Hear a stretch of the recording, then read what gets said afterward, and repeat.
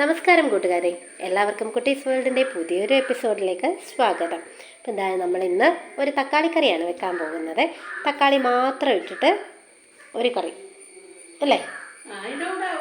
അതിൻ്റെ കൂടെ എന്തൊക്കെയാണെന്നുള്ളത് നോക്കാം. എഴുതി എടുത്ത് വെച്ചേക്കുന്ന ഐറ്റംസ് എല്ലാം ഉണ്ട് കേട്ടോ. അപ്പോൾ എന്നൊക്കെയാണ്? ഉള്ളി നമ്മളിവിടെ ഒരു 10-12 എണ്ണം എടുത്ത് വെച്ചിട്ടുണ്ട്. അത് നടുവേ കീറി വെച്ചേക്കുന്നതാണ്. ഉപ്പ്, പിന്നെ കടുക് വറുക്കാനായിട്ടുള്ള സാധനങ്ങൾ വെച്ചിട്ടുണ്ട്. പിന്നെ നമ്മൾ അരപ്പെന്ന് പറഞ്ഞാൽ തേങ്ങയും മഞ്ഞപ്പൊടിയും ഉള്ളിയും പച്ചമല്ലിയും കൂടെ മുളകും കൂടെ ഇട്ട് അരച്ചതാണ്. പച്ചമുളകാണോ? അല്ല, വറ്റൽമുളക് ഇട്ട് അരച്ച് വെച്ചേക്കുന്ന അരപ്പ്. അപ്പം ഇത്രയുണ്ട് അല്ലേ? അപ്പം നമ്മൾക്ക് ഈ കറി വെക്കുന്നത് എങ്ങനെയാണെന്ന് നോക്കിയാലോ? നമുക്ക് വീഡിയോയിലേക്ക് പോകാം. നമ്മൾ ചീനിച്ചട്ടി അടുപ്പ് വെച്ചിട്ടുണ്ട് തക്കാളി കറി വെക്കാനായിട്ട്. കുറച്ച് വെളിച്ചെണ്ണ ഒഴിച്ചു കൊടുത്തേ. എണ്ണയൊന്ന് ചൂടായി വരട്ടെ. അപ്പം നമുക്ക് കടുകിടാം. കടുക് ഇട്ട് കൊടുക്കുവാണേ.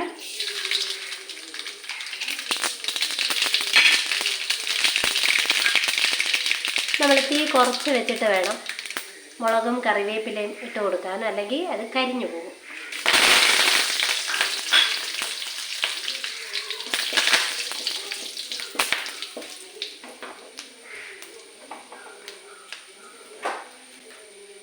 അതിലേക്ക് നമ്മൾ ഉള്ളി ഇടുവാണേ.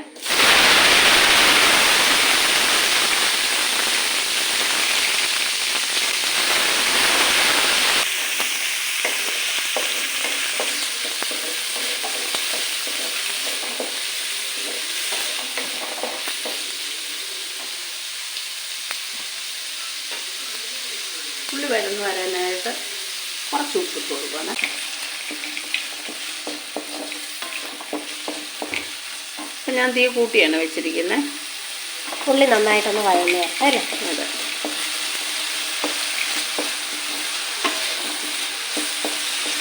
ഒത്തിരി വഴന്ന് വരണ്ട. ആ ഉള്ളിയുടെ ആ പച്ചമണം ഉണ്ടല്ലോ, അതൊന്ന് മാറി കിട്ടാനായിട്ട്. ഒരുപാട് ബ്രൗൺ ആവണ്ട. കാരണം ഇത് തക്കാളി ഇട്ട് കഴിയുമ്പോൾ തക്കാളിക്കകത്ത് കിടന്ന് വേകേണ്ടതാണല്ലോ.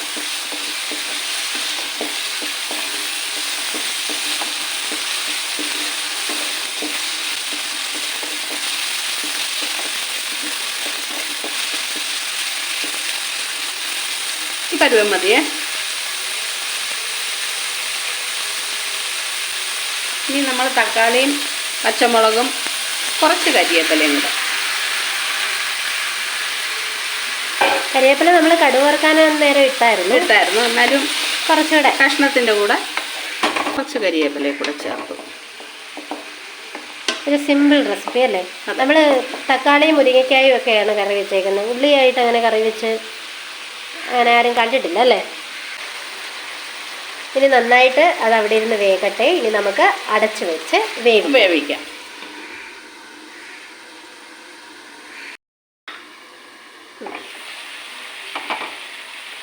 നമുക്ക് സ്വല്പം വെള്ളം ഒഴിച്ചു കൊടുക്കാം. എന്നിട്ടിത് നന്നായിട്ട് അടച്ച് വെച്ച് വേവിക്കാം. നമ്മളത് അടപ്പെടുത്തിട്ട് തുറന്ന് നോക്കി വെന്തോന്ന് നോക്കി. തക്കാളി അല്പം കൂടെ വേകാനുണ്ട്. 2 മിനിറ്റും കൂടി ഇരിക്കട്ടെ. നമുക്ക് മൂടി തുറന്ന് നോക്കിയാലോ? നന്നായിട്ട് വെന്തു അല്ലേ? വെന്തിട്ടുണ്ട്. ഇനി നമുക്ക് ഇതിലേക്ക് അരപ്പ് ചേർത്ത് കൊടുക്കാം. അതെ, അരപ്പ് എന്തൊക്കെയാണെന്ന് മറന്നു പോയിട്ടുള്ളവർക്ക് ഒന്നുകൂടെ ഒന്ന് പറഞ്ഞു കൊടുക്കാം. ഇതിൻ്റെ അകത്ത് തേങ്ങയുണ്ട്, വറ്റൽമുളക് ഉണ്ട്, ഉള്ളിയുണ്ട്, മല്ലിയുണ്ട്. മല്ലിപ്പൊടിയല്ല കേട്ടോ, ഞാൻ മുഴുവനെ മല്ലി അരച്ചതാണേ.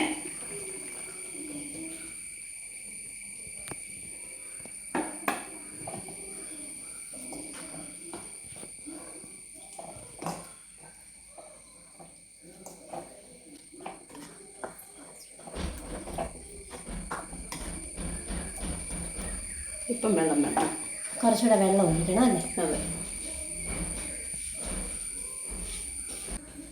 ആ അരപ്പിടും ചേർത്ത് പാത്രത്തിൽ തന്നെ അരപ്പ് കഴുകി വെള്ളം ഒഴിച്ചു.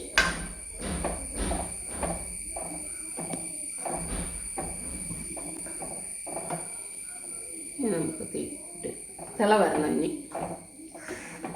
മല്ലി ചേർത്തുകൊണ്ട് തിളയ്ക്കാതിരിക്കാൻ പറ്റത്തില്ല. വൈകുന്നേരം ആകുമ്പോൾ അതിൽ വളിച്ചു പോകും.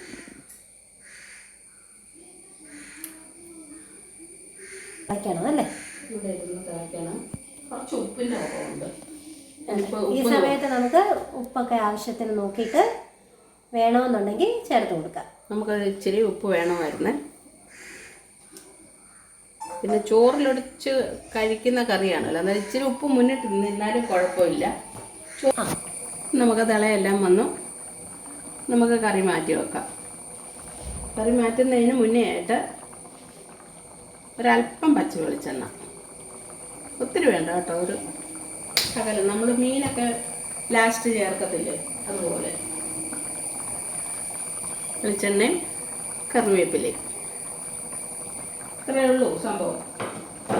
എല്ലാവരും ഇതൊന്ന് ട്രൈ ചെയ്ത് നോക്കുക. നമുക്കിനി അടുത്തൊരു വീഡിയോയിൽ കാണുന്നിടം വരെ താങ്ക് യു.